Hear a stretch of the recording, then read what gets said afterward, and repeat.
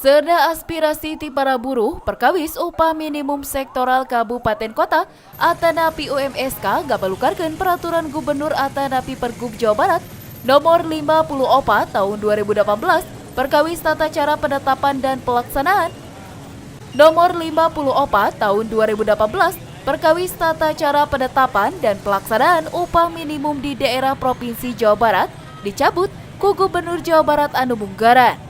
Padahal secara detail, Pergub 54 kasebat dipungsikeun Dinas Tenaga Kerja dan Transmigrasi Provinsi Jawa Barat pikeun ngeusi kakosongan hukum turunan ti peraturan pemerintah nomor 78 tahun 2015. Anu khususna kakait upah minimum sektoral kabupaten kota serta peraturan Menteri Tenaga Kerja dan Transmigrasi nomor 7 tahun 2013. Anu badak Pergub nomor 54 kasebat hukum turunana teu acan aya sehingga masih didorong sangkan aya aturan hukumna. Daget ieu, perkawis UMSK masih dina pembahasan pemerintah daerah kabupaten kota kalawan Dewan Pengupahan Kabupaten Kota.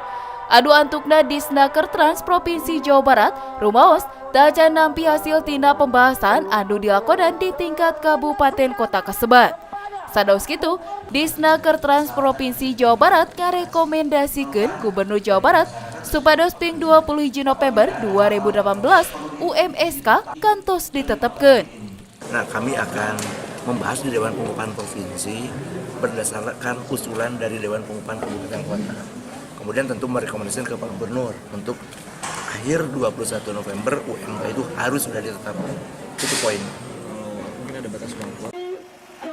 Upah minimum provinsi mangrupikeun basis pikeun nangtukeun upah minimum kerja atanapi upah minimum sektoral kabupaten kota. Ku ditetepkeunna UMP sadaya gubernur se-Indonesia secara serentak bakal ngabewarakeun sesuai sareng instruksi ti Kemendaker. Di Kota Bandung, Alvin Iskandar ngawartakeun.